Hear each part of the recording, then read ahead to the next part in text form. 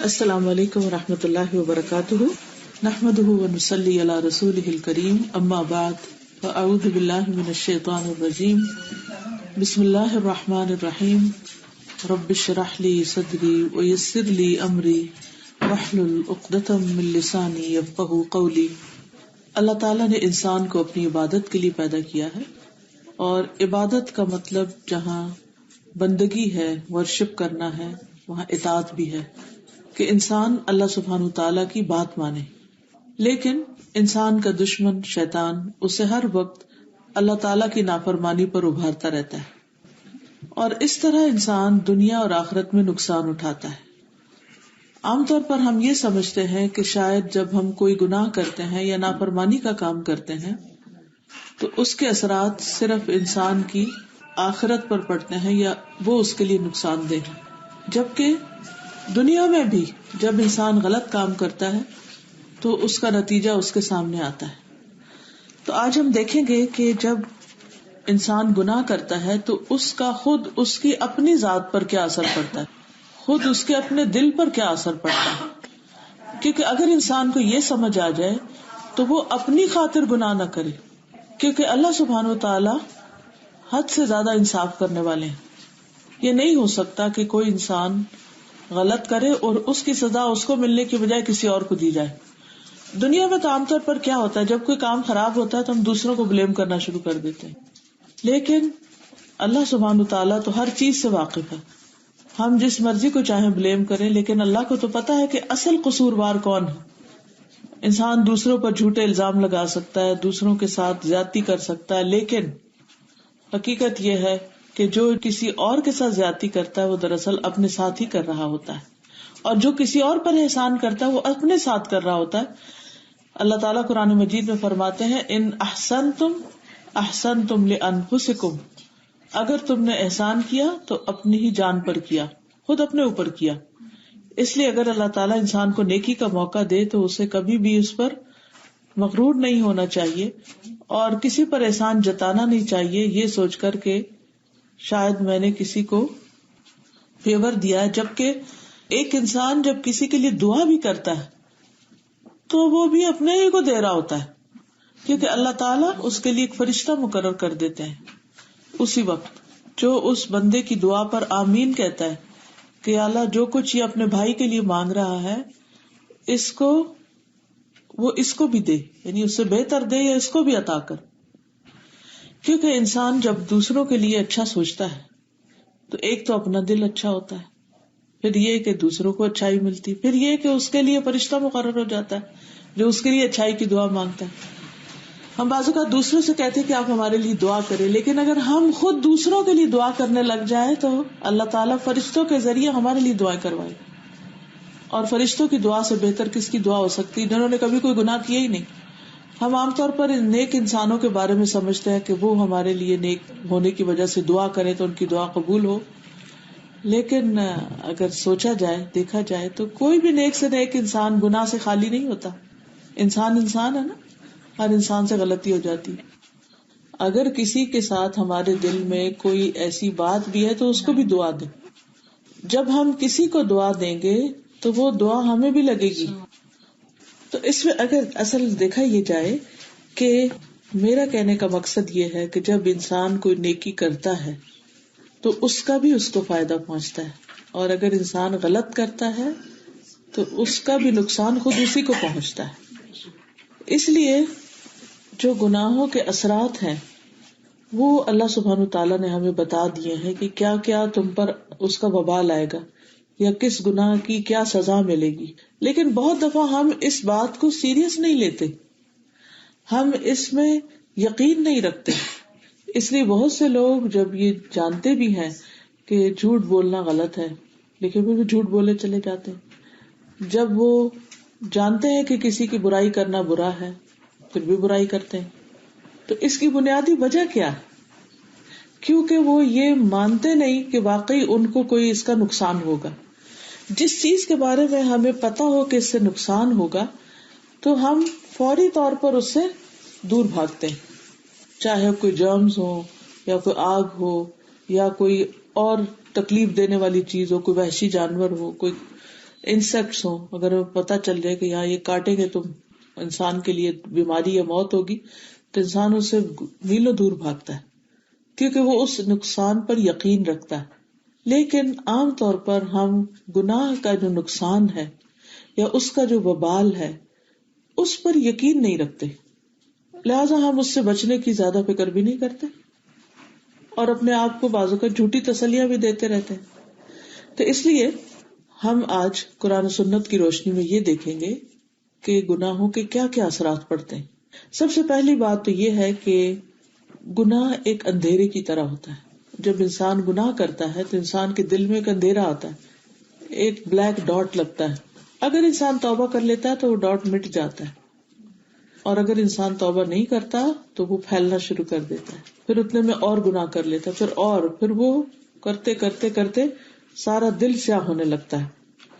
جب وہ دل سیاہ ہوتا ہے تو پھر انسان کی آنکھوں پہ بھی پردہ آنے لگتا ہے، اس کو حقیقت نظر نہیں آتی، اس کے کانوں پہ بھی پردہ آنے لگتا ہے، اس کا دل سخت ہونے لگتا ہے، پھر اس کو حق کی بات سننا اچھا نہیں لگتا.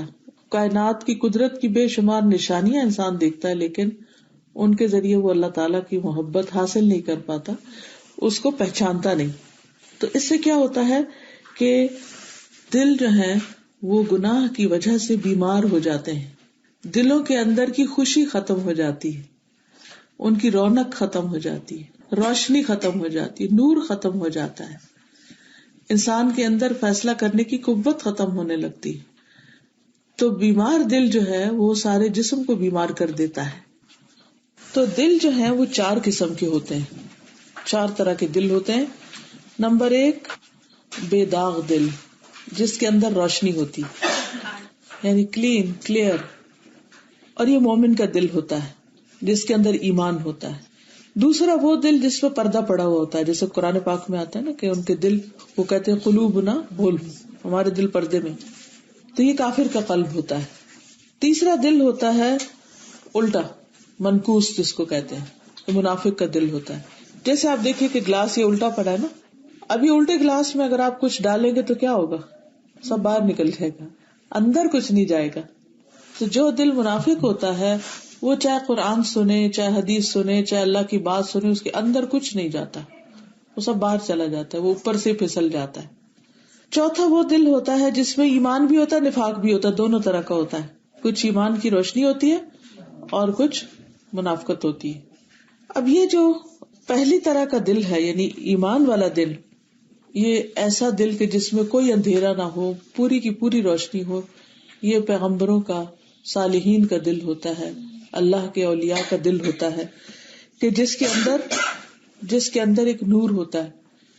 اس کا فائدہ کیا ہوتا ہے کہ چھوٹی سی بھی ایسے لوگوں سے غلطی ہوتی ہے نا، چھوٹی سی بھی، تو فوراً توبہ کرتے ہیں، نادم ہوتے ہیں، پشیمان ہوتے ہیں، استغفار کرتے ہیں، صدقہ کرتے ہیں کہ اللہ تو ہم سے راضی ہو جا. اب مثال کے طور پر آپ دیکھیں کہ آپ کے سامنے کھانا رکھا ہوا ہے اور آپ کسی سے بات کر رہے ہیں اور آپ کو غصہ آ گیا اور آپ نے پانی پی کر گلاس زور سے رکھا. مثلاً ایک عام انسان کے نزدیک یہ کوئی بہت بڑی بات نہیں ہوگی، لیکن جس کا دل جاگتا ہے نا وہ بعد میں بہت ریگریٹ کرے گا کہ رزق کا کیا قصور تھا، دس از روڈ، یہ میرا بیہیویئر ٹھیک نہیں تھا کہ میں نے اللہ کے رزق کے ساتھ یہ بد اخلاقی برتی، کیونکہ رزق کی بھی رسپیکٹ کرنی چاہیے نا. لیکن اگر آپ کے دل میں ایمان نہیں ہے، ایمان کی روشنی نہیں ہے، تو آپ کیا کریں گے؟ آپ چاہے اس کو ٹھوکر مار دیں، آپ کو پرواہ نہیں ہوگی، آپ کھانے کے اوپر پاؤں رکھ دیں، آپ اس کے اوپر سے گزر جائیں، آپ کو فرق ہی نہیں پڑے گا. تو جو شخص جس کے دل میں نور ہوتا ہے وہ اپنی چھوٹی سی غلطی کو بھی مان لیتا ہے اور اس پر پریشان ہوتا ہے اور اس پر توبہ کرتا ہے، اللہ سبحانہ تعالیٰ کی طرف رجوع کرتا ہے. لیکن اگر دل کے اندر نور نہیں اور دل سیاہ ہے تو ایسے شخص کو اللہ تعالیٰ کی عبادت سے نفرت ہوتی ہے، اس کا عبادت میں دل ہی نہیں لگتا. کوئی اس کو اگر عبادت کی طرف بلائے تو وہ چڑ جاتا ہے، اگر کوئی اس کو کہے کہ نماز پڑھو تو وہ غصے میں آ جاتا ہے کہ تم خود اپنی پڑھ لو، مجھے کیوں کہتے ہو نماز پڑھنے کے. یہ ایسا کیوں ہوتا ہے؟ ایسا اس لیے ہوتا ہے کہ ایسے بندے کا دل گناہ کر کر کے اور اس پر کبھی توبہ نہیں کی تو دل سیاہ ہو گیا، اس لیے اب اس کا دل ہی نہیں لگتا اس چیز کے اندر. یہ بالکل ایسے ہی ہے کہ آپ دیکھیں کہ جن لوگوں کو مرچیں کھانے کی عادت ہوتی ہے، اگر ان کے سامنے پھیکا کھانا رکھ دیا جائے اور وہ کھا بھی لیں تو ان کو کیسا لگے گا؟ جیسے کچھ کھایا ہی نہیں، کچھ نہیں کھایا، کیونکہ ان کے ٹیسٹ ہی نہیں ڈیولپ ہوا اس پھیکے کھانے کے لیے. لیکن جو لوگ پھیکا کھانے کے عادی ہیں، اگر ان کو کسی دن مرچیں کھلا دی جائیں تو شاید ان کا پیٹ ہی خراب ہو جائے، وہ اس کو دیکھے نا ٹیک اٹ. تو اسی طرح جن لوگوں کو گناہ کرنے کی اور گناہوں پر خوش ہونے کی اور اپنے گناہوں پر اکڑنے کی عادت پڑ جائے، ان کے لیے نیکی کا کام ایک بہت بڑا بوجھ ہے. ان کا اس میں اگر وہ کرے بھی تو ان کا انٹرسٹ نہیں ہوتا اس میں. اینڈ وائس ورسا، جو مومن ہوتا ہے اس کے لیے گناہ جو ہے وہ ایسا جیسے پہاڑ سر پہ. جیسے نبی صلی اللہ علیہ وسلم نے فرمایا کہ منافق کا حال یہ ہے کہ وہ بڑے سے بڑے گناہ کو ایسے لیتا ہے جیسے ناک پہ مکھی بیٹھی ہو اور وہ ہاتھ مار کے ہٹا دے. یعنی بڑے سے بڑے گناہ کو وہ مکھی جتنا چھوٹا حقیر سمجھتا ہے کہ کوئی بات ہی نہیں. اور جو مومن ہوتا ہے وہ چھوٹے سے گناہ کو بھی ایسے سمجھتا ہے جیسے اس کے سر پہ پہاڑ آ گیا، اب وہ اس کو کس طرح ہٹائے. یعنی پھر اس کے لیے توبہ استغفار کرتا ہے، دعائیں مانگتا ہے، شرمندہ ہوتا ہے، اور وہ اس کے دل پہ بھی بوجھ پڑ جاتا ہے. پھر اسی طرح یہ ہے کہ جب انسان کے دل کے اوپر اندھیرا آ جاتا ہے اور انسان گناہوں میں لذت لینے لگتا ہے، جیسے آپ نے دیکھا ہوگا کہ بعض لوگ تو گناہ پہ پریشان ہوتے ہیں اور بعض لوگ گناہ میں ہی راضی ہوتے ہیں، انہی کے اندر اتنے دھنس جاتے ہیں کہ ان کو اسی میں مزہ آتا ہے. اب مثال کے طور پہ کچھ لوگوں کو ڈرنک کرنے کی عادت ہوتی ہے، وہ ڈرنک کرنے کو برا سمجھنا تو دور کی بات ہے، اس کو انجوائے کرتے ہیں اور ان کی زندگی اسی کے گرد گھومتی. اور اس میں وہ اس کے برعکس جو شخص اس کو حرام سمجھتا ہے وہ تو اس کو دیکھنا بھی پسند نہیں کرتا. تو یہ فرق کیوں ہے کہ ایک شخص انجوائے کر رہا ہے اور ایک شخص دیکھنا ہی نہیں چاہتا؟ تو دل کا فرق ہے نا. جب دل کے اندر فرق آ جاتا ہے تو پھر انسان کے عمل میں بھی فرق آ جاتا ہے، رویہ بھی فرق ہو جاتا ہے، اس کے اعمال بھی فرق ہو جاتے ہیں. پھر اسی طرح یہ ہوتا ہے کہ بعض لوگوں کے دل جو ہے وہ مسخ ہو جاتے ہیں. ایسے لوگ بھی دیکھے ہیں کہ جو لوگ نمازی بھی ہوتے ہیں، 5 وقت کی نماز پڑھتے ہیں، مگر پھر بھی وہ دوسروں کا دل دکھاتے ہیں اور حسد کرتے ہیں، جلن کرتے ہیں. تو ایسے لوگوں کے بارے میں بتائیے جی. کیوں یہ تانے کرنے تو یہ کیوں کرتے ہیں؟ جی، اس میں یہ سمجھنا چاہیے کہ شیطان جو ہے وہ کسی کو بھی نہیں چھوڑتا، وہ نیکوں کو بھی نہیں چھوڑتا، وہ برے لوگوں کو بھی نہیں چھوڑتا، وہ کسی کو بھی نہیں چھوڑتا. اس نے یہ قسم کھا کے کہا تھا کہ میں انسان کو ضرور بہکاؤں گا اور ان کو غلط راستے پر لے جاؤں گا. اور ہر ایک کے لیے اس نے ایک ڈفرنٹ ٹریپ رکھا ہوا.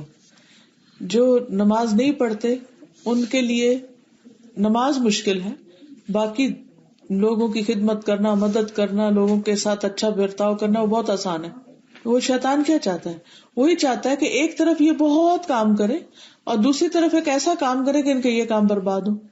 جو نماز پڑھتے ہیں ان کو وہ خوب نمازیں پڑھوانے پہ کچھ نہیں کہتا، پڑھو پڑھو کچھ نہیں کہے گا، لیکن وہ ان کو حسد اور جالسی میں مبتلا کرے گا تاکہ ان کی ساری نمازیں برباد ہو. جیسے ایک عورت کے بارے میں نبی صلی اللہ علیہ وسلم کو بتایا گیا کہ وہ تہجد بھی پڑھتی ہے اور نمازیں بھی پڑھتی ہے اور صدقہ خیرات بھی کرتی ہے، لیکن اپنے پڑوسیوں کو تنگ کرتی ہے. آپ نے فرمایا وہ جہنمی ہے. ایک اور عورت کے بارے میں بتایا گیا کہ وہ صرف اپنے فرض ادا کرتی ہے، کچھ ایکسٹرا بہت کچھ نیکیاں نہیں کرتی، لیکن اپنے پڑوسیوں کا بہت خیال رکھتی ہے. تو آپ نے فرمایا وہ جنتی ہے. اب اس کا یہ مطلب نہیں کہ جو نماز پڑھتا ہے وہ پڑوسیوں کا خیال نہ کرے، یا جو پڑوسیوں کا خیال کرتا ہے وہ نماز نہ پڑھے. فرض تو فرض ہے. وہ شیطان نے اس کو فرض کا دھوکہ دیا ہوا، اس کو کسی اور چیز کا دیا ہوا. تو وہ ہر ایک کے پاس ڈفرینٹ طریقے سے آتا ہے، کیونکہ نماز اور اخلاق دونوں درست ہونے چاہیے. جی، تبھی دین تو مکمل تبھی ہوتا ہے نا. قرآن مجید میں اللہ تعالیٰ فرماتے ہیں یا ایھا الذین آمنوا ادخلوا فی السلم کافۃ، اے لوگو جو ایمان لائے ہو اسلام میں پورے کے پورے داخل ہو جاؤ. لیکن چوز نہیں کرو، اپنی پسند کے مطابق نہیں کہ اپنی جو دل آئے وہ کر لو، جو دل کو نہ لگے وہ چھوڑ دو. وہ تو اپنے دل کی پھر عبادت ہے نا، اپنی اطاعت ہے، اپنے نفس کی اطاعت ہے کہ جو ہمیں کنوینئنٹ لگتا ہے یا جو ہمیں پسند ہے یا جس پہ ہمارا دل راضی ہے وہ ہم کر لیں، اور جو ہمیں اچھا نہ لگے وہ ہم چھوڑ دیں. تو یہ بھی نہیں ہونا چاہیے. پھر ہمیں یہ بھی پتہ چلتا ہے، کسی کا قول ہے کہ یہ دل ہمیشہ گھومتے پھرتے ہیں بعض عرش کے ارد گرد گھومتے ہیں اور بعض غلاستوں کے ارد گرد گھومتے ہیں. یعنی کچھ دل ایسے ہوتے ہیں کہ وہ اللہ کی یاد میں رہتے ہیں، وہ کچھ بھی لوگوں کے بیچ میں بھی بیٹھے ہوں تو ان کا دھیان عرش والے کی طرف ہوتا ہے، تو گویا وہ اپنے خیالوں میں عرش کا یعنی عرش کے گرد گھومتے جیسے طواف کرتے ہیں جیسے. اور کچھ لوگ ایسے ہوتے ہیں کہ جن کا دنیا کی حقیر چیزوں کی طرف توجہ ہوتی ہے اور حرام اور حلال کی پرواہ کیے بغیر ان کا دل اسی میں ڈوبا ہوا ہوتا ہے، چاہے وہ ریلیشن شپ ہو یا مال و دولت ہو. تو بات میں یہ کر رہی تھی کہ اسی طرح دل جب انسان گناہ کرتا رہتا ہے، چاہے کوئی بھی ہو، چاہے نماز نہ پڑھنے کا ہو یا پھر جیلسیز کا ہو یا کوئی اور کام ہو، تو انسان جب ایسے گناہ کرتا رہتا ہے تو اس کا دل مسخ ہو جاتا ہے. اور مسخ کا مطلب ایسا ڈسٹارٹ ہوتا ہے کہ اس کے اندر پھر جانوروں جیسی خصوصیات بھی پیدا ہو جاتی ہیں. جس قسم کی جانوروں کی مثلاً گدھا ایک احمق جانور ہے، گائے ایک بھولی بھالی جانور ہے. پھر اسی طرح بعض جانور بہت مفید بھی ہوتے ہیں، جیسے مرغ جو ہے فائدہ مند ہے. بعض کے اندر کبوتروں والی صفات پیدا ہو جاتی ہیں، کوئی لو برڈز ہوتے ہیں، وہ دوسروں کے ساتھ بہت محبت کرتے ہیں اور ہر ایک کی کیئر کرنے والے ہوتے ہیں. بعض کے اندر اونٹوں کی طرح کا کینہ ہوتا ہے، اور بعض ایسے ہوتے ہیں جو لومڑی جیسے ہوتے ہیں، انتہائی شارپ چلاک، اپنے صرف مطلب پورا کرنے والے ہوتے ہیں. بعض ایسے ہوتے ہیں جن کے اندر بکری کی خصوصیات پیدا ہو جاتی ہیں.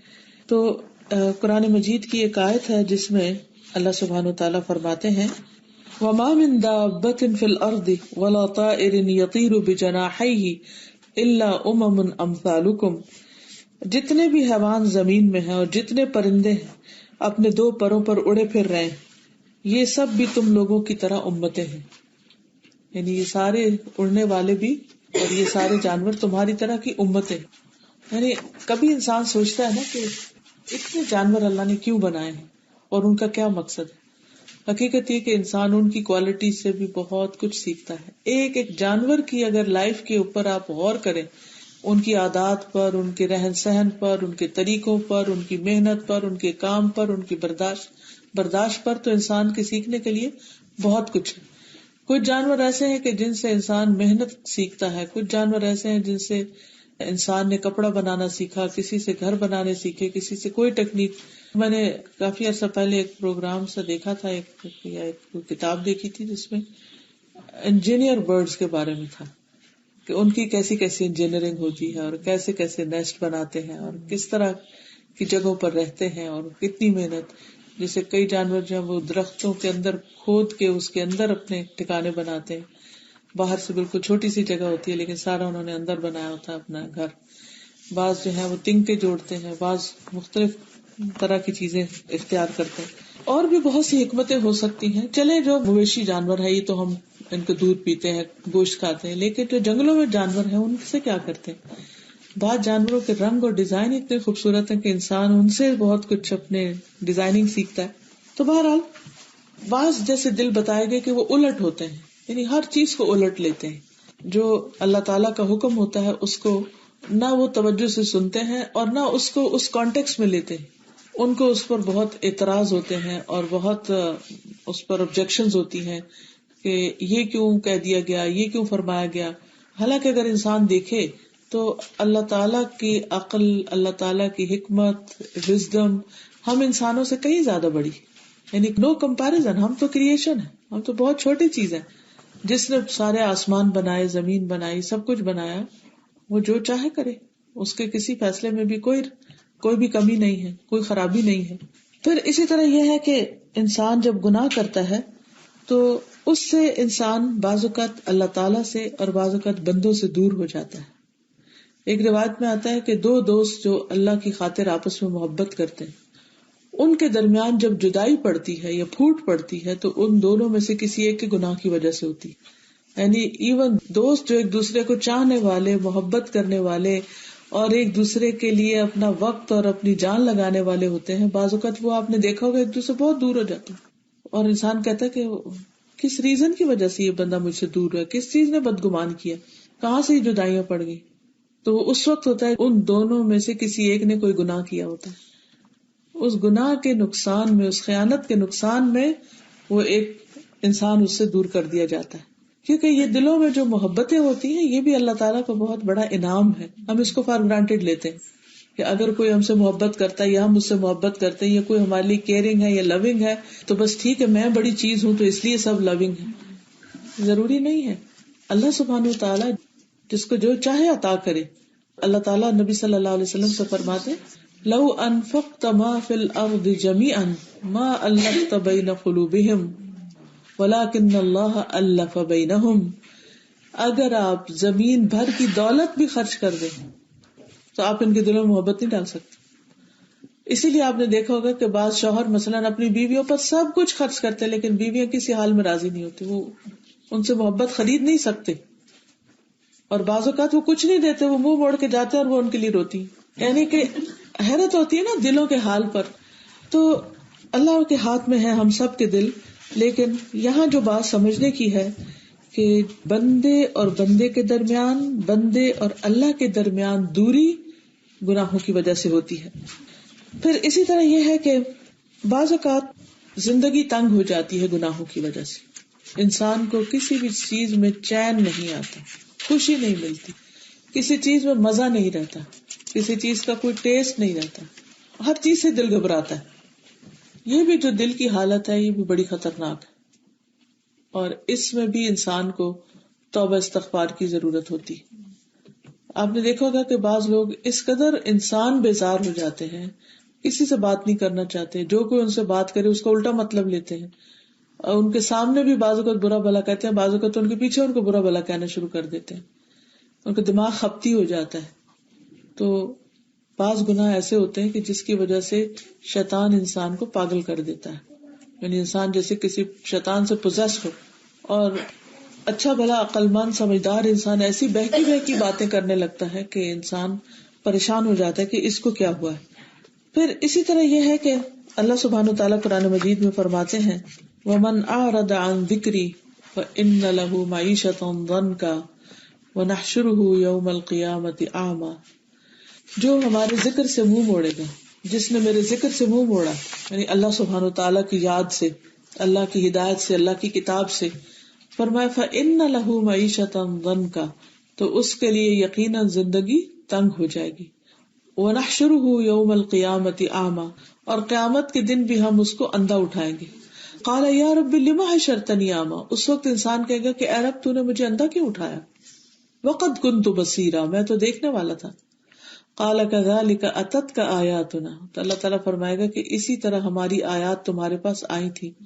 وَنَسِيتَهَا، تو تم نے ان کو بھلا دیا، اللہ کی آیات کو بھلا دیا، اللہ کی یاد کو بھلا دیا، اللہ کا ذکر چھوڑ دیا. وَكَذَلِكَ الْيَوْمَ تُنْسَى، آج تم بھی بھلائے جاتے ہو. تو جو شخص غفلت کی زندگی اختیار کرے، گناہوں کے اندر پڑ جائے، اللہ تعالیٰ کی نافرمانیاں کرے، تو پھر اس کے لیے دنیا میں بھی تنگیاں آتی ہیں اور آخرت میں بھی تنگی ہوتی ہے. اب آخرت جو ہے اس سے مراد صرف قیامت کا دن نہیں ہے، اس سے مراد قبر بھی ہے. اور اسی آیت سے بعض علماء نے قبر کے اندر جو زندگی کے تنگ ہونے یا قبر کے تنگ ہونے کی باتیں وہ اسی آیت سے ڈیڈیوس کی ہیں. اس کے برعکس جو شخص نیک عمل کرتا ہے اس کے لیے بشارت بھی ہے. من عمل صالحا من ذکر او انثى وهو مؤمن فلنحيينه حیاتا طیبہ وَلَنَجْزِيَنَّهُمْ أَجْرَهُمْ بِأَحْسَنِ مَا كَانُوا يَعْمَلُونَ. جس نے نیک عمل کیا ہو، مرد ہو یا عورت ہو، اور وہ ایمان بھی رکھتا ہو، تو ہم اس دنیا میں اس کی زندگی اچھی بسر کرائیں گے اور آخرت میں بھی ان کے اعمال صالح کا ضرور ان کو صلہ دیں گے. یعنی ایسا نہیں کہ نیک کام کرنے سے انسان کو دنیا کی زندگی اچھی نہیں ملتی، دنیا میں بھی اچھا ملے گا. اس پر انسان کو یقین رکھنا چاہیے، اس کا اعتماد ہونا چاہیے، اور آخرت میں بھی اس کے لیے بہت اچھا ہے. ایک اور جگہ پر فرمایا للذین احسنوا فی ہذہ الدنیا حسنہ ولدار الآخرۃ خیر ولنعم دار المتقین. جن لوگوں نے بھلائی کی ان کے لیے اس دنیا میں بھی بھلائی ہے. یعنی اگر آپ کسی کے ساتھ اچھا سلوک کرتے ہیں تو ان اللہ لا یضیع اجر المحسنین، بے شک اللہ تعالیٰ کسی محسن کا اجر ضائع نہیں کرتے. اور آخرت کا ٹھکانہ بھی اس سے کہیں بہتر ہے. اور پرہیزگاروں کا گھر بہت ہی عمدہ ہے، بہت خوبصورت ہے ان لوگوں کا گھر جو اللہ سے ڈرتے ہوئے زندگی بسر کریں. ایک اور جگہ پر فرمایا وَأَنِ اسْتَغْفِرُوا رَبَّكُمْ، اپنے رب سے بخشش مانگو، یعنی اپنے گناہوں پر، کیونکہ کوئی دن ایسا نہیں جاتا کہ ہم سے کوئی نہ کوئی غلطی، کوئی بھول چوک، کچھ نہ کچھ ہو نہ جائے. ثُمَّ تُوبُوا إِلَيْهِ، پھر اسی کی طرف پلٹ آؤ. یمتعکم متاعا حسنا، وہ تمہیں دنیا میں بھی کچھ نہ کچھ فائدہ اچھا ضرور دے گا. وہ ایک مقرر وقت تک دنیا میں اچھی طرح رسائے بسائے گا تمہیں. کس طرح؟ استغفار کے ذریعے، توبہ کے ذریعے، اپنی غلطیوں سے پلٹ آنے کے ذریعے اور اس معافی مانگنے کے ذریعے. اور جس نے زیادہ کیا اس کو زیادہ صلہ دے گا. تو جتنی محنت کرے، جتنی کوشش کرے، جتنا آگے جائے اس کے لیے اتنا ہی بڑا اجر ہے.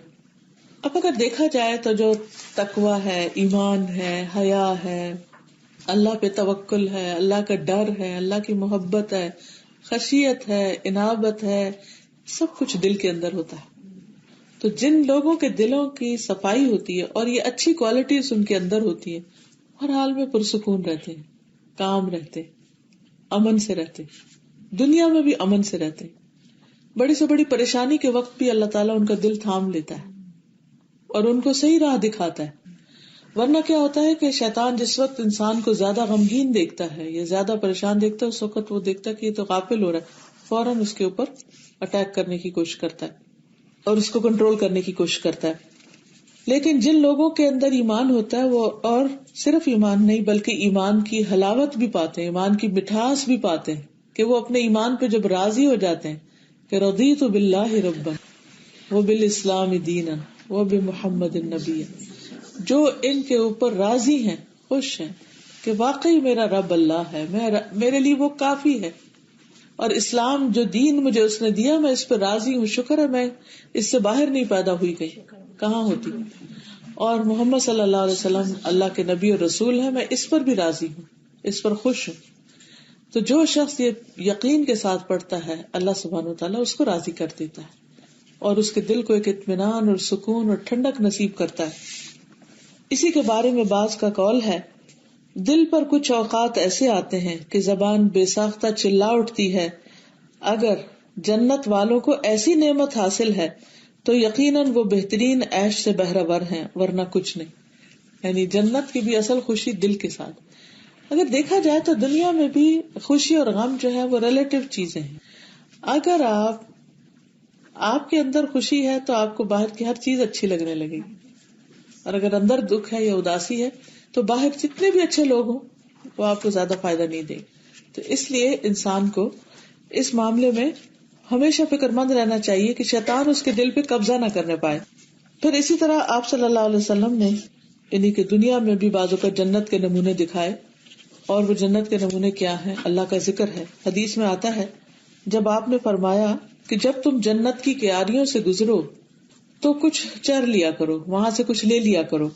صحابہ نے عرض کیا یا رسول اللہ صلی اللہ علیہ وسلم جنت کی کیاریاں کون سی، جنت کے باغ کون سے ہیں؟ آپ نے فرمایا حلق الذکر، ذکر کے حلقات. یعنی جیسے ہم یہاں پر بیٹھے ہیں تو دنیا کے سب غم دکھ پریشانیاں چھوڑ کے بیٹھے ہیں اور اللہ کی بات ہو رہی ہے تو دلوں کے اندر ایک اطمینان ہوتا ہے. تو یہ انسان کو ایسے ایکسپیرینس سے گزرنا چاہیے تاکہ اس کے اندر جو ایک بے چینی پیدا ہو جاتی ہے مسلسل دنیا میں رہ کے اور دنیا کے مسائل میں رہ کے، وہ ختم ہو سکے. ایک اور چیز جو ہمیں یاد رکھنی چاہیے وہ یہ ہے دل کے معاملے میں کہ اللہ سبحانہ وتعالیٰ قرآن مجید میں فرماتے ہیں یوم لا ينفع مال ولا بنون الا من اتى الله بقلب سلیم. جس دن مال اور بیٹے کام نہیں آئیں گے مگر جو اللہ کے لیے سلامت دل لے کر آیا، یعنی جو اللہ کی محبت میں ڈوبا ہوا ہو، اللہ کی اطاعت پر راضی ہو، اللہ کے فیصلوں پر راضی ہو، تقدیر پر راضی ہو کہ میرے رب نے جو بھی میری تقدیر بنائی ہے اس میں کوئی بھلائی ہے اور وہ بندوں پر ظلم نہیں کرتا، اس لیے میرے بارے میں اس کا جو بھی فیصلہ ہے میں اس سے راضی ہوں. تو یہ چیز انسان کو آگے بڑھنے میں مدد دیتی. اب یہ ہے کہ ہم سب انسان ہیں، غلطیاں ہوتی ہیں، ہم سے قصور ہو جاتے ہیں، تو پھر ہم کیا کریں کہ ایسا نہ ہو کہ ہمارا رب ہم سے ناراض ہو جائے. تو اس کے لیے توبہ اور استغفار کا دروازہ کھلا ہے اور انسان کو ہمیشہ اللہ سبحانہ تعالیٰ سے معافی مانگتے رہنا چاہیے. تو اس کے بارے میں سمیتا کچھ پڑھیں گے. اسباب کے بارے میں بندہ اپنے نفس کے مغالطے اور دھوکے سے بہت ہوشیار رہے، اس سے بچنے کی پوری کوشش کرے. یہ ایک اہم معاملہ اور نازک ترین امر ہے، کیونکہ ہر بندہ اچھی طرح سمجھتا ہے کہ معصیت اور نافرمانی، غفلت اور خدا فراموشی اس کے حق میں ایک خطرناک امر ہے، اس کی ہلاکت اور تباہی کا موجب اور سبب ہے. اس سے اس کی دنیا اور آخرت دونوں تباہ ہو جاتے ہیں. بندے کا نفس اسے دھوکہ فریب دیتا رہتا ہے، ایسا کبھی اللہ تعالیٰ کے عفو و درگزر اور مغفرت اور بخشش کی امید پر ہوتا ہے، کبھی زبانی اس کا مطلب یہ ہے کہ بہت دفعہ ہم گناہ اس لیے کرتے چلے جاتے ہیں، ہمیں پتہ بھی ہوتا ہے کہ یہ گناہ ہے، لیکن اس لیے کرتے چلے جاتے ہیں کہ اللہ تعالیٰ ہے نہ معاف کرنے والا.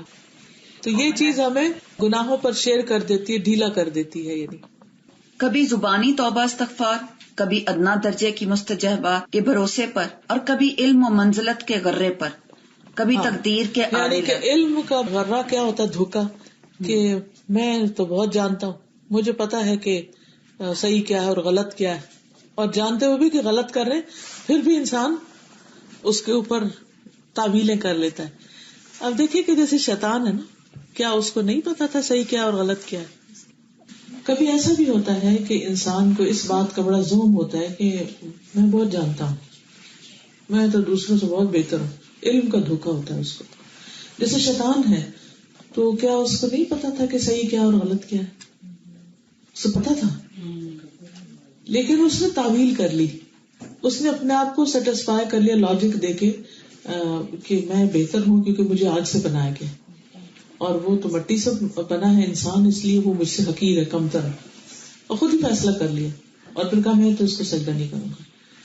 کہا جاتا ہے کہ حضرت موسیٰ علیہ السلام سے شیطان نے آ کے کہا کہ میں توبہ کرنا چاہتا ہوں، کیا میرے لیے معافی کا کوئی راستہ ہے؟ کیونکہ سب کے لیے وعدہ ہے کہ معافی ہو سکتی، تو مجھے معاف کر دیا جائے. تو اس نے کہا کہ اپنے رب سے بات کرے کہ مجھے معاف کر دے. موسیٰ علیہ السلام نے اللہ تعالیٰ کی بارگاہ میں عرض کیا کہ شیطان معافی مانگتا ہے. تو اللہ تعالیٰ نے فرمایا کہ تم اس سے کہو کہ آدم کی قبر کو سجدہ کرے. تو اس نے کہا یہ تو میں نہیں کر سکتا. ایگو. تو بعض اوقات ایسا ہوتا ہے کہ انسان کو پتا ہوتا ہے صحیح کیا اور غلط کیا ہے، لیکن اس کی ایگو، اس کی اکڑ، اس کو غرور کہ میں بڑی چیز ہوں، اس کو نہ معافی مانگنے دیتا، نہ اس کو جھکنے دیتا، نہ ہی واپس پلٹنے دیتا. اور کیا چیز ہوتی؟ کبھی تقدیر کے آڑ لے کر. ہاں، کبھی کہتا ہے اگر میری قسمت میں لکھا ہے نماز پڑھنا تو میں کبھی پڑھنے لگ جاؤں گا. یہ ایک ذریعہ ہوتا ہے غلط کام کرنے کا. اور کبھی علم و منزلت کے غرے پر، کبھی تقدیر کی آڑ لے کر، کبھی اپنے جیسے لوگوں کے اعمال اور کردار کو دلیل بنا کر. ہاں، کہتے ہیں ہم نے دیکھے نمازیں پڑھنے والے، ہم نے دیکھے حج عمرے کرنے والے، وہ یہ اور یہ دھوکا کرتے ہیں، فلاں کرتے ہیں، تو ان کے عمل کو بنیاد بنا کے غلط کام کرتا ہے. بھائی ان کا معاملہ ان کے رب کے ساتھ ہے، وہ جو چاہے ان کے ساتھ کرے، ہمارا معاملہ الگ ہے. ہم اس بات کو دلیل نہیں بنا سکتے کہ لوگ ایسے ہیں تو اس لیے مجھے. کبھی انسان یہ کہتا ہے سبھی لوگ تو غلط کر رہے ہیں تو ہم کیوں نہ کریں. یہ بھی ایک دھوکا ہے انسان کا، اور غلط کرتا ہے. پھر کبھی ان لوگوں کی اقتداء کی بنا پر جو ریاست اور امارت، جا و منزلت کے فتنے میں پڑھ کر دنیا کے عوض اپنے دین برباد کر چکے ہیں. بالکل. یعنی کہ بعض اوقات کچھ لوگوں کو کریز ہوتا ہے، جیسے عام طور پہ پالیٹکس میں ہوتا ہے کہ لوگوں کو کسی ایک جگہ پر نہیں اطمینان ہوتا کہ ہم دنیا کی جاہ یا عہدے یا جو ایک جسے کہتے ہیں نا اختیار، اقتدار، اس کے شوق میں. آپ سب جانتے ہیں کہ پالیٹکس میں کیا کیا ہوتا ہے، اور کتنے فیصد لوگ جو سچ بولتے ہیں اور کتنے فیصد جھوٹے دھوکے اور نعرے اور کیا کچھ کیا جاتا ہے. اس کے میرے سے زیادہ آپ لوگ جانتے ہیں ساری چیزوں. جانتے بوجھتے ہوئی سب کچھ کیوں کیا جاتا ہے جبکہ سب کو پتا ہے کہ یہ غلط ہے. دھوکہ دینے والوں کو بھی پتا ہے دھوکہ دے رہے ہیں، اور کھانے والوں کو بھی پتا ہے وہ دھوکہ کھا رہے ہیں. تو پھر یہ نفس کا دھوکہ ہوتا ہے. اچھا کوئی بات نہیں. اور بعض لوگ یہ خیال کرتے ہیں کہ ابھی جو چاہو کر لو، پھر استغفر اللہ کہہ کر معاف کرا لیں گے. وہ جیسے یوسف علیہ السلام کے بھائیوں نے کہا تھا نا کہ ابھی تو قتل کر دو، بعد میں نیک بن جانا. ایک فقیر ایک روز مجھ سے کہنے لگے کہ میں تو سارے کام کر گزرتا ہوں، اس کے بعد 100 مرتبہ سبحان اللہ و بحمدہ پڑھ لیتا ہوں، سارے گناہ معاف ہو جاتے ہیں. بعض لوگ، ہر ایک نے اپنا اپنا پکڑا ہوا کہ چونکہ اس سے وعدہ کیا کہ سارے گناہ معاف ہو جائیں گے تو اس لیے میرا جو دل کرتا ہوں. اور یعنی وہ یہ نہیں سوچتے کہ اللہ کی ڈس اوبیڈینس، اللہ تعالیٰ ایک کام کرنے کو کہہ رہا ہوں کہتے ہم نہیں کرتے. کوئی ہمارے سامنے 2 دفعہ کرے نا ایسے اپنے ہی بچے کہ ہم بلائیں اور وہ نہ بات مانے تو ہم کو کیسا غصہ چڑھتا ہے. جو آدمی ایک دن میں 100 مرتبہ سبحان اللہ و بحمدہ پڑھ لے گا، انہوں نے اس حدیث کو استدلال بنا رکھا ہے کہ اس کے سارے گناہ معاف ہو جائیں گے، اگرچہ وہ دریا کی جھاگ کے برابر ہی کیوں نہ ہوں۔ مکے کا ایک باشندہ مجھ سے کہنے لگا کہ ہم سے کوئی گناہ سرزد ہو جائے تو غسل کر کے خانہ کعبہ کا طواف کر لیتے ہیں، اس سے تمام گناہ معاف ہو جاتے ہیں۔ بندہ گناہ کرتا ہے، اس کے بعد وہ کہتا ہے اے پروردگار مجھ سے گناہ ہو گیا، معاف فرما۔ اللہ تعالیٰ اس کا گناہ معاف کر دیتا ہے، پھر کچھ عرصہ رک کر دوبارہ گناہ کرتا ہے، پھر بارگاہ الہی میں رجوع کرتا ہے اور کہتا ہے پروردگار مجھ سے خطا ہو گئی، تو معاف فرما۔ اللہ تعالیٰ فرماتا ہے میرا یہ بندہ جانتا ہے کہ اس کا کوئی رب ہے جو گناہ کو معاف بھی کر سکتا ہے اور گرفت بھی کر سکتا ہے، اس بندے کا گناہ میں نے معاف کر دیا۔ یہ حدیث بیان کرنے کے بعد وہ صاحب کہنے لگے کہ مجھے اس میں ذرا بھی شک نہیں کہ میرا پروردگار ہے جو گناہوں کی مغفرت کر سکتا ہے اور گرفت بھی۔ اس قسم کے لوگ بعض اوقات اسی قسم کی امید اور درجے کی نصوص سے چمٹے رہتے ہیں، انہی پر تکیہ لگا کر رہتے ہیں اور دونوں ہاتھوں سے اس قسم کے نصوص کو تھام لیتے ہیں۔ اس قسم کے لوگوں پر اگر گناہوں اور گناہوں کے انہماک پر ملامت اور سرزنش کی جائے تو وہ اللہ تعالیٰ کی وسعت رحمت اور وسعت عفو اور مغفرت اور امید اور رجا کی ساری نصوص اور اس بارے میں ان کے پاس جس قدر بھی اندوختہ ہوتا ہے پیش کرنا شروع کر دیتے ہیں، اور پھر جاہل اور بے علم لوگ تو کچھ عجیب و غریب ہی باتیں کہا کرتے ہیں۔ چنانچہ کسی نے کہا وَأَكْثَرُ مَا اسْتَطَعْتَ مِنَ الْخَطَايَا إِذَا كَانَ لِقَدُومُ عَلَى قَرِيمٍ، جب تمہیں کریم اور بخشش کرنے والے کی بارگاہ میں حاضری دینا ہے تو پھر جس قدر بھی ہو سکے گناہ کر لو۔ استغفر اللہ۔ اصل میں نفس کی چالیں بڑی خطرناک ہیں، اور پھر لوگ اپنے اس طرح کے آئیڈیاز بیٹھ کے مجلسوں میں ایک دوسرے سے شیئر کرتے رہتے، تو جو لوگ کچھ کر رہے ہوتے وہ بھی چھوڑ دیتے، اس لیے کمپنی کا بھی بہت اثر ہوتا ہے۔ مثلاً بعض کہتے ہیں کہ گناہوں سے اجتناب کرنا اللہ تعالیٰ کی وسعت و رحمت اور وسعت عفو کریم اور وسعت مغفرت و بخشش سے بے خبری ہے۔ کوئی کہتا ہے کہ گناہوں سے باز رہنا اللہ تعالیٰ کی مغفرت اور بخشش کی خلاف ورزی اور اس کی شان کریمی کی توہین ہے۔ محمد بن حزم کہتے ہیں میں نے کچھ لوگوں کو دعا میں یہ کہتے سنا ہے کہ اے اللہ میں عصمت اور بے گناہی سے تیری پناہ چاہتا ہوں۔ بہت سے لوگ ملیں گے یہ کہنے کی بجائے کہ گناہ سے پناہ چاہتا ہوں بے گناہی سے، یعنی کہ میں چاہتا ہوں کہ گناہ کرتا رہوں، یہ مطلب الٹا مطلب ہے، تاکہ تو معاف کرتا رہے۔ بہت سے لوگ ملیں گے جو یہ مسئلے جبر اور قدر سے اپنا تعلق اور رشتہ جوڑ بیٹھے ہیں اور صاف صاف کہتے ہیں کہ بندہ اپنے افعال و اعمال میں بالکل بے اختیار اور معاصی اور گناہ کے ارتکاب میں مجبور محض ہے۔ جبریہ کا عقیدہ ہے نا کہ ہمارا تو کچھ بھی بس نہیں، جو اگر ہم اچھے ہیں تو بھی اللہ ہی نے ایسا ہمیں بنایا، اور اگر برے ہیں تب بھی ہمارا کیا۔ شیطان نے بھی کہا تھا نا کہ اگر تو مجھے سجدے کے لیے نہیں کہتا تو نہ ہوتا یہ، فبما اغویتنی، تو نہیں کہہ کے مجھے گمراہ کیا، ایسا کہہ کے گناہ کار کر دیا، ایسا کہہ کے۔ انہی لوگوں میں سے بعض مسئلہ ارجاء کی فریب میں مبتلا ہیں، کہتے ہیں کہ ایمان صرف تصدیق قلب کا نام ہے، اعمال کا ایمان سے کوئی تعلق اور واسطہ نہیں۔ فاسق سے فاسق ترین آدمی کا ایمان اور جبرائیل اور میکائیل کا ایمان برابر ہے۔ انہی میں سے بہت سے لوگ ہیں جو فقراء، مشائخ، صالح اور نیک بخت بندوں کی محبت، ان کی قبروں کی زیارت، ان کے سامنے تضرع و وزاری کرنے اور ان کی شفاعت اور سفارش کرنے میں لگے رہتے ہیں، اور بارگاہ الہی میں ان کا وسیلہ لینے اور ان کے حقوق اور حرمت کا واسطہ دے کر مانگنے کے چکر میں پڑے ہوئے ہیں۔ کچھ لوگ اپنے آباء و اجداد، اسلاف اور بزرگوں کی عظمت اور تقدیم کے فریب میں مبتلا ہیں، کیونکہ کچھ لوگ کہتے ہیں ہم سید خاندان سے ہیں اس لیے ہم جو بھی کریں ہمیں کوئی فرق نہیں پڑتا۔ دنیا میں بھی کئی لوگ اس لیے قانون توڑتے ہیں کیونکہ ان کا تعلق ایسی جگہوں سے ہے کہ جو قانون ان پہ ہاتھ نہیں ڈال سکتا، کیونکہ دے آر ایگزمپٹڈ۔ جیسے بنی اسرائیل کیا کہتے تھے کہ ہم نحن ابناء اللہ و احباؤہ، ہم اللہ کے بیٹے ہیں اور اس کے پیارے ہیں، اس لیے کوئی گناہ ہمیں نہیں نقصان دے گا اور ہم جہنم میں جانے کے نہیں۔ کچھ لوگ اپنے آباء و اجداد اور اسلاف بزرگوں کی عظمت اور تقدیم کے فریب میں مبتلا ہیں اور ان کے اسلاف بارگاہ الہی میں بلند و بالاتر مقام اور عظیم و شان درجہ رکھتے ہیں۔ وہ انہیں ہر مصیبت اور بلا سے نجات دلا دیں گے، کبھی انہیں عذاب میں مبتلا نہ ہونے دیں گے، جس طرح سلاطین کے بارگاہ میں ہوا کرتا ہے۔ سلاطین اور ملوک اپنے خواص و مقربین کی اولاد اور قرابت داروں کے جرائم، گناہ، لغزشیں معاف کرا دیا کرتے ہیں۔ یہ ہمارا کوئی بڑا ہے وہ ہماری سفارش کر دے، جیسے دنیا میں کئی ملکوں میں آپ دیکھتے ہیں کہ وہاں پر لوگ صرف سفارش اور رشوت اور اقربا پروری کے ذریعے اپنے کام کرا لیتے ہیں. دیر ناٹ ریئلی ٹیلنٹڈ یا کوئی ان کے اندر ایسا وہ نہیں ہوتا, قابلیت نہیں ہوتی, لیکن صرف واقفیت کی بنا پر اپنے کام نکلوا لیتے ہیں. تو وہ کہتے ہیں کہ اللہ کے ہاں بھی اسی طرح ہمارے کوئی واقف ہوں گے, یا ہمارے خاندان کے کچھ بزرگ ہوں گے, یا ہماری ماں بڑی نیک تھی, یا ہماری دادی بڑی نیک تھی, تو بس وہ ہمیں بھی ساتھ لے جائے گی. ان چیزوں کی وجہ سے وہ عام طور پر ڈھیلے ڈالتے رہے. اگر انسان یہ سوچے کہ اللہ نے بھیجا کیوں دنیا میں, ان تعویلوں کے لیے بھیجا, اللہ نے بھیجا اپنی عبادت کے لیے, اور اگر ہم جان بوجھ کے اس کی طرف آ ہی نہیں رہے, وہ کر ہی نہیں رہے جو وہ ہم سے چاہتا ہے, تو پھر ہم کس خیر کی توقع رکھتے ہیں. بعض فریب خوردہ اس چکر میں پڑے ہوئے ہیں کہ بندے کے عذاب سے اللہ تعالیٰ بالکل مستثنا ہے. بندے کو عذاب دینے سے اس کے ملک اور خدائی میں کوئی اضافہ یا رحم و کرم سے اس کے ملک اور خدائی میں کوئی کمی نہیں ہوتی. اور وہ کہتے ہیں ہمارے گناہوں سے اس کو کیا فرق پڑتا ہے, اگر ہم نماز نہیں پڑھتے تو اللہ کو کیا فرق پڑتا ہے. کہنے کو تو ٹھیک ہی کہتے ہیں, فرق تو نہیں پڑتا, لیکن اللہ تعالیٰ نے اس لیے تھوڑی کہا عبادت کرو کہ مجھے فرق پڑ رہا ہے, وہ تو ہمیں فرق پڑتا ہے.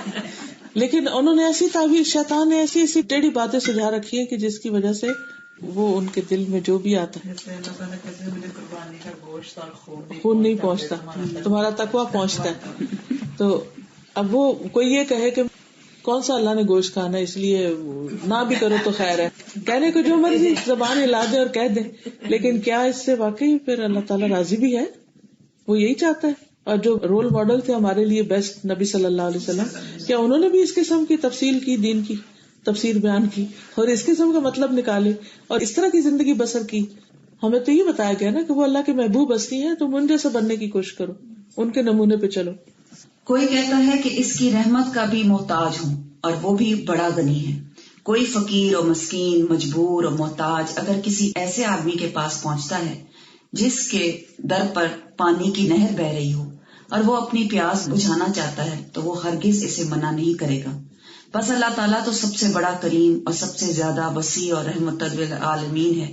مغفرت اور بخشش سے اس کے ملک و خدائی میں کوئی کمی واقع نہیں ہوتی, اور عذاب دینے سے اس کے ملک میں کوئی اضافہ نہیں ہوتا. بھلا وہ اپنے بندوں کی مغفرت کیوں نہیں کرے گا؟ یہ تو امام ابن القیم الجوزیہ کی کتاب ہے دوائے شافی, اس میں سے پڑھا ہے. انہوں نے مختلف کتابیں پڑھ کے تو اس میں سے تیار کی. یہ کتاب جو ہے یہ بڑی انٹرسٹنگ ہے, کتاب ہے دوائے شافی. یہ میں نے پڑھائی ہے پچھلے جب یہاں سے گئی تھی پاکستان میں, کیونکہ میں نے یہ اتفاق سے مجھے یونیورسٹی جانے کا کام ہوا. میں جہاں جاتی ہوں بک اسٹور جاتی ہوں, دیکھتی ہوں نئی کتابیں کیا ہیں, اور اس میں کیا کہ میں نے ایسے کھڑے کھڑے یوں کر کے دیکھا تھوڑے سے صفحے, مجھے اتنی انٹرسٹنگ لگی کہ میں نے کہا کہ اس کو اپنے لیے لے لیا. اچھا اس کے بعد کیا ہوا کہ جو میں پڑھوں تو میں سوچوں سب پڑھے. اچھا جب میں کسی کو کہوں تو اس میں مشکل لفظ بھی ہیں تو سمجھ نہیں آتی تھی, پھر میں نے پڑھانا شروع کر دیا اور الحمدللہ ساری کتاب پڑھائی. اس کے آپ کے پاس اگر آئی فون ہو تو پوڈ کاسٹ بھی ہے. پوڈ کاسٹ ایک اپلیکیشن ہوتی ہے, وہ اگر ڈاؤن لوڈ کر لینا تو اس میں سارے ایک ہی دفعہ آپ ڈال لیتے تو آف لائن سن سکتے. یعنی اگر آپ کے پاس آئی فون ہے اور اس میں آپ نے ڈاؤن لوڈ کی ہوئی ہے انٹرنیٹ سے, تو آپ جہاں کہیں بھی وہ کچن میں رکھ لیں, وہاں سننا شروع کر دیں, رات کو لیٹ کے سنیں, ٹریولنگ میں سنیں, کہیں بھی سنیں. تو انشاءاللہ تعالیٰ اگر یہ ساری کتاب سنیں تو بہت سے کانسیپٹس کلیئر ہو جاتے ہیں. یہی اس کا آئیکن بھی اسی کلر کا ہی ہے. ایک اور کتاب ہے عبد الرحمن ابن الجوزی کی منہاج القاصدین, وہ بھی بہت اچھی کتاب ہے, بہت اچھی کتاب ہے. اس میں بھی انسان کی تربیت, اصلاح اور تزکیہ بہت ہوتا ہے. اسی طرح ایک اور کتاب میں ابھی انگلینڈ میں تقریباً 1000 کتابیں لے کر گئی تھی میں, اور کیونکہ میں جا رہی تھی تو میں نے کہا کہ لوگوں کو پڑھنے پہ بھی لگانا چاہیے کچھ, تو میں نے کہا چلیں کچھ کتابیں لے جاتی. تو وہ مشکلات کا مقابلہ کیسے کریں, بہت ہی اچھی کتاب. تو میں نے ایسے ہی وہاں پہلے 2-3 درس اسی طرح اسی جیسے ابھی پڑھ رہی نا, اسی سے میں نے کرنا شروع کیے. تو الحمدللہ پہلے ہی اسٹال پہ میں 200-300 کتابیں پہلے دن چلی گئی. جتنے لوگ آئے ہوئے تھے سب نے اپنے لیے ایک کاپی لی. اس میں 43 میتھڈز بتائے گئے ہیں چھوٹے چھوٹے, کہ اگر آپ کے اوپر کوئی پرابلم آ جائے تو کیسے ڈیل کریں اس کو. کیونکہ ہم عام طور پر اسٹریس مینجمنٹ اور ان چیزوں کے لیے پریشانی میں سوچ بھی نہیں پاتے کہ کیسے کریں. اس کو بھی میں نے کافی لیسنز پڑھائے, وہ بھی شاید نیٹ پر مل جائیں اس کتاب کے بھی, لیکن وہ یہاں بک اسٹال پہ منگوا لیجیے, ہونی چاہیے, شاید نئے اسٹاک میں آئی ہو.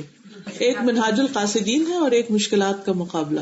جی منہاج القاصدین انگلش میں ہے. تھوڑا سا اور غور و فکر کر لیں, آپ انجوائے کریں گے. پھر آپ کچھ ناقص عقل اور فاسد فہم اپنے غلط فہمی کی بنا پر قرآن و سنت کے بعض و نصوص پر تکیہ لگائے بیٹھے ہیں. مثلاً بعض اس آیت پر تکیہ کر کے ارتکاب جرائم پر جری اور نہ ڈر ہوئے بیٹھے ہیں.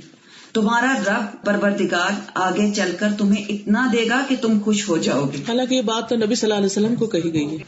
یہ آیت پیش کرنے کے بعد کہتے ہیں کہ رسول اللہ صلی اللہ علیہ وآلہ وسلم کبھی اس بات سے راضی نہ ہوں گے کہ آپ کی امت میں سے ایک آدمی بھی جہنم میں جائے. ان لوگوں کا یہ کہنا اور ایسا سمجھنا بدترین قسم کی جہالت اور ایک رسوا کن کذب اور بہتان ہے. رسول اللہ صلی اللہ علیہ وآلہ وسلم تو اسی بات سے راضی ہوں گے جس سے اللہ عز و جل راضی اور خوش ہوں گے. اور جب اللہ تعالیٰ کی رضامندی اس میں ہے کہ وہ ظالموں، فاسقوں، خائنوں، بد کرداروں، کبیرہ گناہوں پر اصرار کرنے والوں کو عذاب میں مبتلا کرے، تو پھر حاشا اللہ، یہ کس طرح ہو سکتا ہے کہ اس کا رسول صلی اللہ علیہ وآلہ وسلم اس بات سے راضی اور خوش ہوں کہ جس سے رب تبارک تعالیٰ راضی نہیں ہے. کچھ لوگ اس آیت پر تکیہ کر بیٹھے ہیں، ان اللہ یغفر الذنوب جميعا، بلا شبہ اللہ تعالیٰ تمام گناہوں کو معاف فرما دیتا ہے. لیکن یہ ایک بدترین قسم کی جہالت ہے. لوگوں کی آیت کے اندر جمیعہ میں شرک بھی آ جاتا ہے جو تمام گناہوں کی جڑ ہے، اور بلا خلاف یہ مسلم امر ہے کہ یہ آیت توبہ کرنے والوں کے حق میں وارد ہوئی ہے کہ اللہ تعالیٰ توبہ کرنے والوں کے تمام گناہ معاف کر دے گا. یہ آیت اگر توبہ نہ کرنے والوں کے حق میں وارد ہوتی ہو تو پھر وعید عذاب کی ساری نصوص اور اہل توحید کو شفاعت کے ذریعے جہنم سے نجات ملنے کے تمام احادیث اور روایات باطل اور بیکار ہو جاتی ہیں. بس واضح ہے کہ جو شخص ایسا کہتا ہے تو یہ محض اس کے علم و فہم کی کوتاہی ہے. حق سبحانہ تعالیٰ نے اس جگہ آیت کے اندر عموماً اور اطلاق اختیار فرمایا ہے کہ جس میں شرک اور تمام گناہ شامل ہیں. اس کا مقصد یہی ہے کہ یہ آیت توبہ کرنے والوں کے حق میں وارد ہے. توبہ کرنے سے تمام گناہ معاف ہو جائیں گے، اور چاہے وہ شرک ہو یا دوسرے گناہ. سورۃ النساء میں اللہ تعالیٰ تخصیص اور تقنیت کے ساتھ بیان فرماتا ہے، ان اللہ لا یغفر ان یشرک بہ ویغفر ما دون ذلک لمن یشاء. اللہ اس جرم کو معاف کرنے والا نہیں کہ اس کے ساتھ کسی کو شریک گردانا جائے، اور اس کے سوا سارے گناہ جن کے لیے چاہتا ہے معاف کر دیتا ہے. اس آیت میں اللہ تعالیٰ نے یہ خبر دی ہے کہ وہ شرک کو معاف نہیں کرے گا، نہ اس شرک کے علاوہ دوسرے گناہ وہ چاہے تو بخش دے گا. یہ آیت اگر توبہ کرنے والوں کے حق میں وارد ہوئی ہوتی تو اللہ تعالیٰ شرک اور دوسرے گناہوں میں فرق نہ فرماتا. بعض فریب خوردہ جاہل اس آیت سے دھوکہ کھا کر کہہ رہے ہیں، یا ایھا الناس ما غرک بربک الکریم، اے آدم زاد تجھے کس چیز نے اپنے رب کریم کی جناب میں گستاخ کر دیا. اور پھر یہی جاہل آیت کا جواب بھی دیتے ہیں کہ اللہ تعالیٰ کے کرم اور اس کی مغفرت اور بخشش نے ہمیں فریب خوردہ کر دیا ہے. بعد ازاں اس سے بھی زیادہ جرت کر بیٹھتے ہیں کہ ہم فریب اور خردگانے دوہر کے لیے خود اللہ تعالیٰ نے حجت اور دلیل پیش کر دی ہے. ان کا یہ سمجھنا بدترین قسم کی جہالت اور بے وقوفی ہے. اللہ تعالیٰ کبھی فریب اور دھوکے کی تلقین نہیں فرماتا، بلکہ بندے کا غرور بندے کو دھوکہ دیتا ہے. شیطان اس کے نفس امارہ اسے دھوکہ دیتا ہے، عصیان اور نافرمانی پر آمادہ کرتا ہے. اس کی جہالت، نفس پرستی اور خواہشات اسے دھوکہ دیتی ہیں. میں ہمیشہ یہ سوچتی ہوں کہ ایک طرف ہماری تعویلیں ہوتی ہیں کہ کیا پتا اس سے معافی ہو جائے، کیا پتا اس سے، وہ ایک عورت تھی جو بہت فاحشہ تھی اور وہ کنویں سے پانی اس نے پلایا تو اس کی معافی ہوگی. بالکل ہم مانتے ہیں اس کو، اللہ سبحانہ وتعالیٰ اتنا غفور الرحیم ہے جس کو جو جہاں چاہے معاف کر دے. لیکن ہمارے پاس کیا گارنٹی ہے کہ ہم اتنی ہی خالص نیت کے ساتھ، اتنی ہی تکلیف کے موقع پر کسی جانور پہ بھی رحم کریں. ہم تو اپنے بہن بھائیوں پہ رحم نہیں کرتے. ہمارا دل اگر دیکھا جائے تو ہم تو کسی کو نہیں چھوڑتے. تو اس لیے ہر ایک کی اپنی اپنی سچویشن ہے، اپنا اپنا مقام ہے. ہمارے اندر عبادت کی جو روح ہے جس کے لیے اللہ نے پیدا کیا، اس روح کو اندر لانا ضروری ہے. اور وہ کیا ہے؟ عبادت کے اندر دو لفظ ہمیشہ یاد رکھیں. ایک ہے شدید تعظیم اور محبت کے ساتھ شدید عاجزی، یعنی تعظیم اور محبت کے ساتھ شدید عاجزی. اللہ کی تعظیم اور بڑائی اور اس سے شدید محبت، اور دوسری طرف شدید اپنے اندر عجز کہ اللہ تعالیٰ میں کچھ نہیں ہوں. اور بندوں کے سامنے بھی اپنے آپ کو یہ کہنا کہ میں کچھ نہیں ہوں، کیونکہ انسان کا نفس بہت جلد دھوکے میں مبتلا ہو جاتا ہے کہ میں زیادہ عقل مند ہوں، میں زیادہ علم والا ہوں، میں زیادہ سمجھتا ہوں. میں زیادہ تجربہ کار ہوں. تو ہمیشہ ہماری سوچ، ہماری عقل، ہماری جو انڈرسٹینڈنگ ہے وہ بہت لمیٹڈ ہے، ایک حد سے زیادہ آگے نہیں ہے. لیکن ہم بعضوں کو جلد بازی میں، کیونکہ شیطان جو ہے نا جلد بازی کے ذریعے ہمیں فوراً ججمنٹل بنا دیتا ہے. بعض اوقات یہ ہوتا ہے کہ کوئی شخص بڑی خیر خواہی کے ساتھ ہمارے لیے کچھ کرنا چاہتا ہے اور ہم اس کو بالکل الٹ سمجھ لیتے ہیں کہ یہ کیوں ایسے کر رہا ہے، اور بعد میں ہم ریگریٹ کرتے، شرمندہ ہوتے ہیں کہ ہم کیوں جلد بازی کی اور اتنا فوراً جمپ ٹو دی کنکلوژن، نتیجے پہ جا پہنچے. تو ان سب چیزوں کے لیے بہت ضروری ہے کہ ہم ہمیشہ ہمبل رہیں، بڑی سے بڑی نیکی بھی کر لیں پھر بھی ہمبل رہیں، اور ڈرتے رہیں اللہ تعالیٰ سے کہ اللہ تیری عبادت کا حق ادا نہیں کیا. آپ دیکھیں کہ فرشتے جو ہیں، کچھ فرشتے مسلسل کھڑے ہیں ہاتھ باندھ کے، کچھ رکوع میں ہیں انہوں نے سر اٹھایا ہی نہیں، کچھ سجدے میں ہی ہیں ہمیشہ کے لیے، کچھ طواف میں لگے ہوئے ہیں، کچھ کسی طرح تسبیح کر رہے ہیں. قیامت کے دن وہ کیا کہیں گے کہ یا رب ما عبدناک حق عبادتک، اللہ ہم نے تیری عبادت کا حق ہی نہیں ادا کیا. اگر ایک انسان ساری زندگی بھی سجدے میں پڑا ہے تو وہ شکر ادا نہیں کر سکتا، حق ادا نہیں کر سکتا. لیکن عام طور پر ہم تھوڑا سا کام کر کے بھول جاتے ہیں کہ ہم نے کچھ کر لیا. تو اس چیز سے بچنا بہت ضروری. اور ایک اور چیز یہ کہ اللہ تعالیٰ نے جو سیدھا راستہ بتایا ہے، اہدنا الصراط المستقیم، وہ کون سا؟ صراط الذین انعمت علیہم، ان لوگوں کا راستہ جن پر اللہ نے انعام کیا. وہ کون؟ انبیاء ہیں، صدیقین ہیں، شہداء ہیں، صالحین ہیں. اب انبیاء سے زیادہ کوئی جانتا ہے کہ اللہ تعالیٰ کیا چاہتا ہے؟ لیکن وہ ساری زندگی ڈرتے رہے اللہ سے. سورۃ الانبیاء میں اللہ تعالیٰ فرماتے انا اخلصناہم بخالصۃ ذکر الدار، ہم نے ان کو ایک خاص چیز کے ساتھ خالص کر لیا تھا، اور وہ تھا گھر کی یاد، یعنی آخرت کی یاد میں رہتے تھے. ایک اور جگہ پر آتا ہے وَيَدْعُونَنَا رَغَبًا وَرَهَبًا وَكَانُوا لَنَا خَاشِعِينَ، کہ وہ ہمیں رغبت کے ساتھ، امید کے ساتھ اور خوف کے ساتھ پکارتے تھے پیغمبر، اور وہ ہمارے آگے جھکے ہوئے تھے. كَانُوا لَنَا خَاشِعِينَ، اتنے بڑے مقام اور مرتبے پر، کیونکہ عام انسان پیغمبروں کے مرتبے پہ نہیں پہنچ سکتا جتنا بھی نیک بن جائے. لیکن اس کے باوجود ان کے اندر اتنی خشیت، اتنا خوف اپنے رب کا، کیونکہ وہ رب کا مقام پہچانتے تھے. تو جو جتنا زیادہ رب کا مقام جانتا ہے نا، اس کے اندر اتنا ہی خشوع آ جاتا ہے، اتنی عاجزی آ جاتی ہے، وہ اتنا زیادہ اپنے گناہوں سے ڈرنے لگتا ہے. اور جو رب کو نہیں پہچانتا، اس کی عظمت کو نہیں جانتا، وہ سمجھتا ہے تھوڑا کر کے وہ سمجھتا بہت ہو گیا. تو جو انعام یافتہ لوگ ہیں، اگر ہم ان کی زندگیاں دیکھیں تو ان سب کے اندر خشیت تھی. خود نبی صلی اللہ علیہ وسلم کس طرح عبادت کے لیے راتوں کو کھڑے رہتے تھے.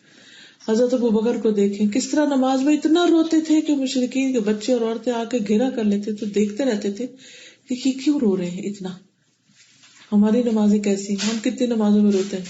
حضرت عمر جو تھے وہ اتنا ڈرتے تھے کہ اگر یہ آواز آ جائے کہ سب بخشے گئے ایک بندے کے سوا، تو میں سمجھوں گا کہیں وہ میں ہی نہ ہوں. یہ تھے وہ لوگ جو اپنے رب سے ڈرتے تھے، جنہوں نے رب کو پہچانا تھا. ہم رب کو پہچانتے نہیں ہیں، اس لیے بے ڈر ہے. تو اللہ تعالیٰ سے دعا ہے کہ اللہ ہمیں عمل کی توفیق عطا فرمائے. دعا کر لیتے ہیں. سبحان اللہ والحمد للہ ولا الہ الا اللہ واللہ اکبر ولا حول ولا قوة الا باللہ العلی العظیم.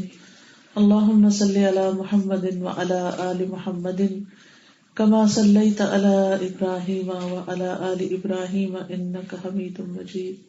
اللہم بارک علی محمد وعلی آل محمد کما بارکت علی ابراہیم وعلی آل ابراہیم انک حمید مجید. ربنا آتنا فی الدنیا حسنۃ وفی الآخرۃ حسنۃ وقنا عذاب النار. ربنا لا تزغ قلوبنا بعد إذ هديتنا وهب لنا من لدنك رحمة إنك أنت الوهاب.